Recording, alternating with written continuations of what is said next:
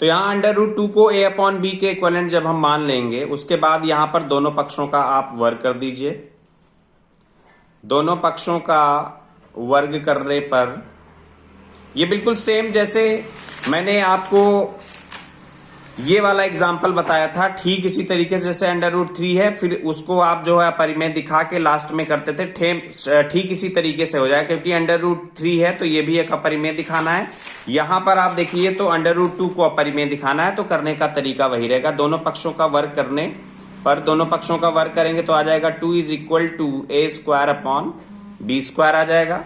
इधर से आप इसको लिख सकते हैं 2b, या इसको आप a square upon b into b लिख सकते हैं, एक बी इधर चला जाएगा, 2b इज इक्वल टू आ जाएगा ए स्क्वायर अपॉन बी आ जाएगा। इसको आप मान लेंगे समीकरण नंबर 1। अब यहां पर वही चीज आपको लिखनी है, 2b एक पूर्णांक होगा, 2b एक पूर्णांक है, जबकि ए स्क्वायर अपॉन बी में कोई भी उभयनिष्ठ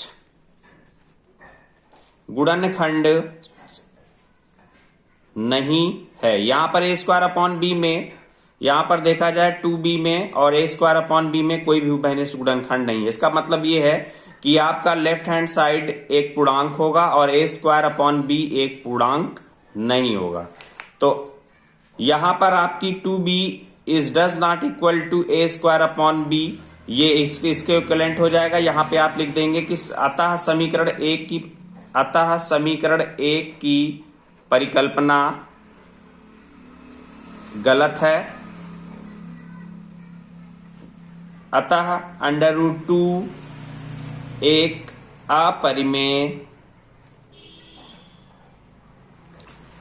अतः अंडर रूट 2 एक अपरिमेय संख्या होगी। अगर अंडर रूट 2 एक अपरिमेय संख्या होगी, इस प्रकार आपको मालूम है मैंने नोट में लिखाया था, ये देखिए नोट वाले पॉइंट मैंने बताया था कि अगर किसी अपरिमेय संख्या में परिमेय संख्या या परिमेय संख्या में गुणा या भाग करेंगे तो भी आपकी एक अपरिमेय संख्या मिलती है।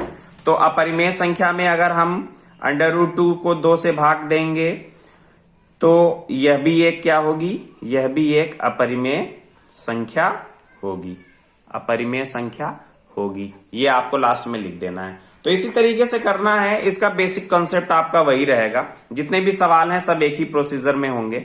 अब 7 अंडर रूट 5 को दिखाना है तो 7 under root 5 is equal to A upon B मान लेंगे, ए अपॉन बी मान लेंगे, और या पी अपॉन क्यू भी मान सकते हो, वो आपके ऊपर है। उसके बाद 7 को अपॉन में कर देंगे तो under root 5 is equal to A upon 7b हो जाएगा। ए और बी अगर पूर्णांक है तो ए अपॉन 7b आपका पूर्णांक होगा, जबकि लेफ्ट हैंड साइड में आप देखेंगे अंडर रूट 5 होगा।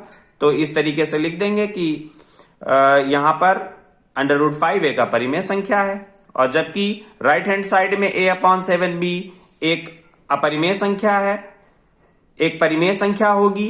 तो दोनों ही पक्षों के भिन्न हो जाएंगे तो परिकल्पना आपकी गलत हो जाएगी। इस प्रकार लिख देंगे कि 7 अंडर रूट 5 एक अपरिमेय संख्या है, और 7 प्लस अंडर रूट 2 ये आपका मिलता जुलता है एग्जाम्पल नंबर 10 से। तो सेम मैंने बताई दिया, एग्जाम्पल बताई दिया है, सब कर लेंगे। कल हम लोग टॉपिक पे डिस्कस करेंगे कि जो परिमेय संख्याएं होती हैं उसके भी 2 तरीके के रूपांतरण होते हैं, ठीक है, शांत और अशांत आवर्ती दशमलव। कल डिस्कस करेंगे। Okay student.